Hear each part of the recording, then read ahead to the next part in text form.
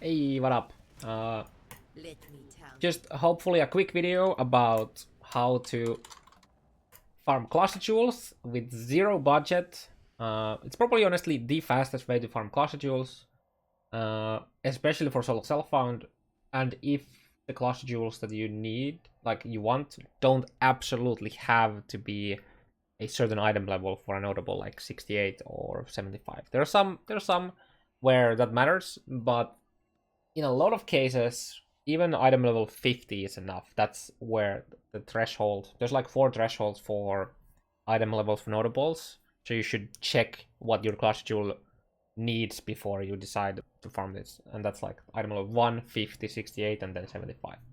And all of these cluster jewels here were farmed in a span of 5-ish hours today while leveling this character from 60 to 76 now, half, almost 77 now, and that is Foothills. There's a couple other places, and a lot of people think Blood Aqueduct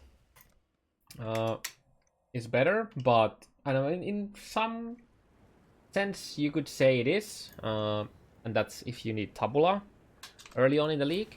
But the main reason why Blood Aqueduct is worse is there's a cool trick that you can use to help notice if the instance that you made has a Delirium mirror, despite the frame time not telling it to you. Because most people are using the frame time trick, so you're basically looking up here for a very big difference in frame time. If there's a massive spike, it means that something extra was generated in the instance, which is often a Delirium mirror. But it could also be shrines, it could be Alva, it could be Einhar with beads. There's a lot of things, and generally there's a decent amount of variance, though if you do this for days on end, so there's like a bigger spike, so I would assume that we have Delirium mirror here. Yeah, there you go. So the problem here is that when we're at the waypoint, it takes too much to see it. I'll show you. So what I'll do is I'll make a new instance, and while I'm loading, if you pay attention to the top here, it says like entering the new instance. You don't have time to check if that location actually had the Delirium mirror or not, and that's why Foothills is really good, because Foothills, the Delirium mirror will always spawn within that distance that we just did. And we actually got lucky and we spawned one. I think it's like an average maybe like 10% chance to spawn a mirror in these zones. Also, that the same reason why Quarry is kind of bad is because you have like a big circle around you where it could spawn anywhere. I mean, there's a certain, I guess, set of locations where it usually spawns, but it's way too hard to figure out if you can't tell by the frame time increase. And speaking, I mentioned the Alva, that Alva can also give you that massive spike. And if you wanted to farm Alva, you should do Quarry, because the incursions are always in like a very close proximity to the entrance to the next zone, so you just like a little loop and you see all of them. But you can entirely block Alva by completing the temple and then just not opening it or taking the temple. So now Alva can no longer spawn. I can't get any incursions right now. So I can use the frame time trick a bit better. But yeah, let's go back to the Foothills. Let's go back to the Foothills and quickly run this. So both BA and Foothills, it is pretty easy to guarantee 4 rewards. I think BA is a tiny bit more consistent at getting 5 if the leak mechanic is good at increasing the Delirium rewards, or giving you like massive density, because while the current leak mechanic does add, it's pretty minuscule, and it takes a lot of time. Like, I'm actually just not doing it at all. What I'll do is I'll just go for 4 rewards, because it takes so much less time to go for 4 instead of trying to like do like an absolute perfect clear and hunt for the 5. So I usually just go up a bit and then I start circling back. It depends a bit on if I think I can get it easily, immediately. As you can see, like we're already getting the Delirium, so I actually need to go now and do a slightly better clear to guarantee that I'll get the 4. And it should be coming after like this. And then what I'll do is I'll just go back to the waypoint. Usually you can go back there if you have a fast character while it's the Delirium is closing in. And now you're back to the waypoint. Don't need TPs. I should get some TPs though. And when you get 4 rewards, it's almost... I'd say it's 95% chance that you get a jewel. Sometimes you don't, even if you have 4 rewards. But yeah. And the main reason why I think, in my opinion at least, Foothills is way better than PA. On top of the little, you know, the trick while entering loading screen, is PA cannot spawn any Jun missions. Let's see if I can spawn a Jun mission, because 3 of the 4 Jun missions that you get in here, also in Quarry, the game actually tells you about it.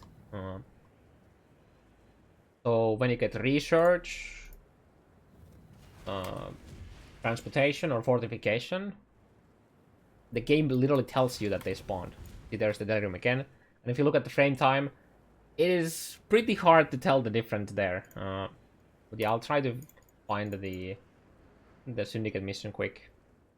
And especially now with the buffed rewards from Katarina and how good Ashling is in research, even at rank 3 and without doing Katarina, because it provides the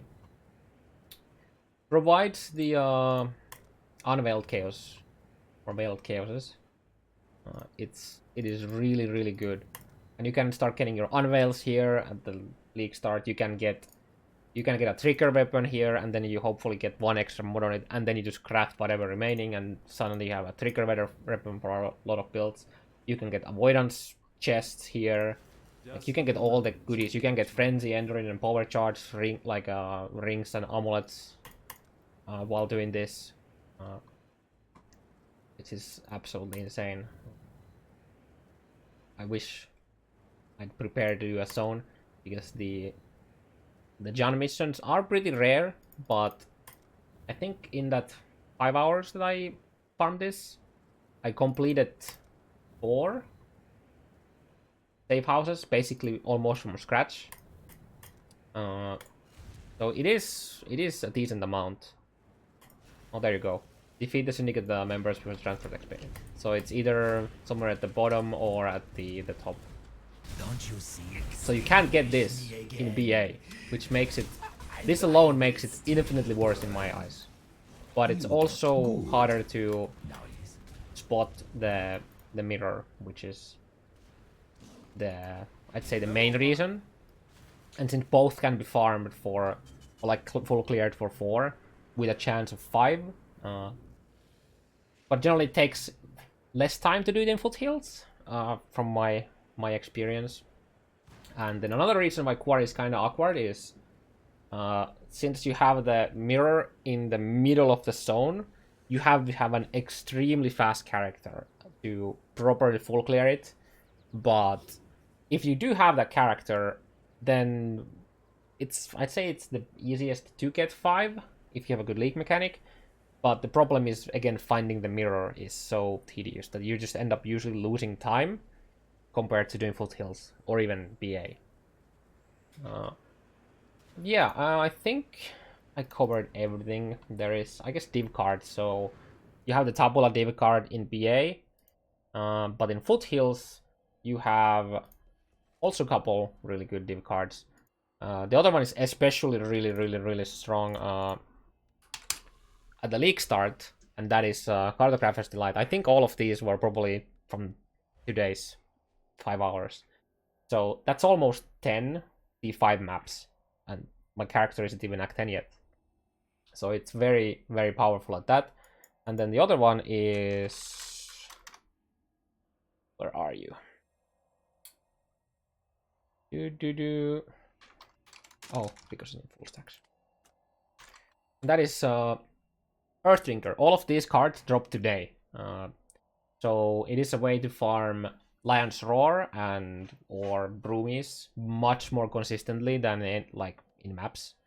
Unless you have, properly set up Atlas, so you can actually fully juice them and sustain them with like a favorite system. But this is like literally like you can do this in the first day of the league. So if they're like very valuable potentially. And if you look here, how many 8 passive we got? I think I got like what?